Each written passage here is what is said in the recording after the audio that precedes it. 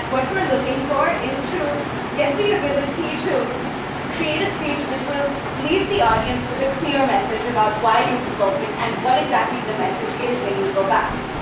There are two parts to this. The first is the general purpose of the speech. The general purpose is generally in four different types. Okay, it's either to inform people about something, to persuade people to get your point of view, to entertain, or to inspire. Now, you had bits of everything. You had a little bit of information about your childhood. You had a little bit of entertainment value, and you also had a little bit of inspiration value. So here I was a little bit unclear about the specific purpose. So had you rearranged your speech to either be only inspiring or only entertaining or only informing, I think it would have been a lot more helpful. And in this case, I think you should have gone for something inspirational because it would have made more impact. Coming to the specific purpose, I think you got it bang on. It was perfect, okay? To keep the child in you alive, I think everything to your speech was related to it. So I think you did a brilliant job with that. Coming to the organization of the speech, I thought the opening and the body was brilliant. When you started the opening, I was not really sure about where you were leading us, but as you got into your speech, I think you did a brilliant job. But coming to the conclusion, I felt it was slightly abrupt.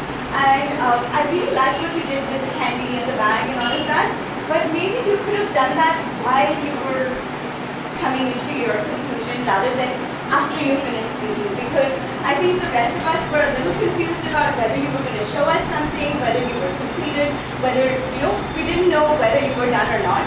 So if you had done that, I think your ending would have been more powerful because you had a very great message. And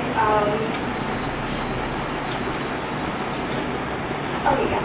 You could have given maybe one more story to demonstrate your message because you had another 2 minutes almost.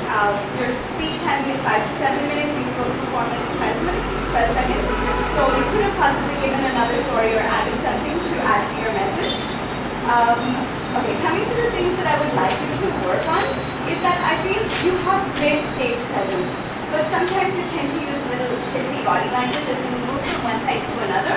It's a good idea to use the stage, but when you use it purposefully, it makes a difference rather than just shifting back and forth every time you change points.